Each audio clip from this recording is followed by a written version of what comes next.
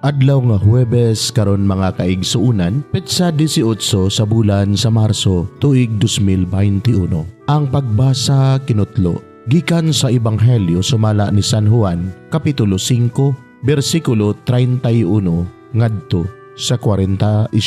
Si Jesus mingon ngadto sa mga Hudeo, "Kun magsaksi ako mahitugod rapod sa akong kaugalingon, kini walay kapuslanan. Apan may lain nga nagsaksi mahitungod kanako ug nasayod ako nga tinuod ang iyang gisulti bahin kanako. Gipadala ninyo ang inyong mga sinugo ngadto kang Juan ug misaksi siya mahitungod sa kamatuoran. Hinuon wala ako magkinahanglan sa pagsaksi sa tao. Gisulti ko lamang kini aron kamo maluwas." Si Juan sama sa suga nga nagsiga ug nagdanag ug gikalipay ninyo ang pagpahimulos sa makadiyot sa iyang kahayag.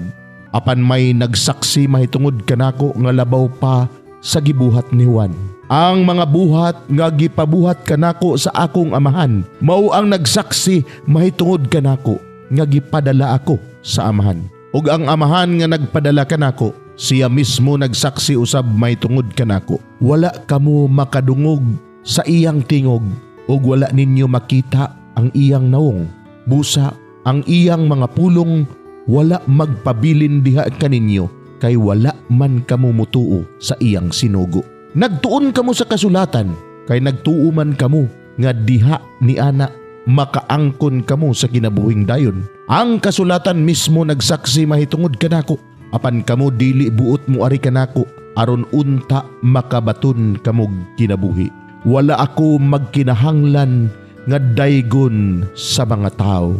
Apan ako nasayod nga wala diha kaninyo ang gugma sa Dios. Mianhi ako sa ngalan sa akong amahan, apan wala ako ninyo dawata. Apan kun may muanhi sa iya lamang kaugalingong ngalan, dawaton hinuon ninyo. Gusto kamo nga daygon sa inyong isig katao, apan wala kamo maninguha nga daygon sa bugtong Dios. Busa unsaon man ninyo pagtuo kanako. Apan ayaw ninyo huna-hunaa nga isumbong ko kamo sa akong amahan. Si Moises nga may inyong gilauman nga mutabang kaninyo, mao hinuoy magsumbong kaninyo. Kung tinuod pang nagtuo kamo kang Moises, mutuo usab unta kamo kanako kay nagsulat man siya mahitungod kanako. Apan kay wala man kamo mutuo sa iyang gisulat, unsaon man ninyo pagtuo sa akong gisulti. Mga igsuon ang Ebanghelyo sa Ginoo. Daygon ikaw o Kristo.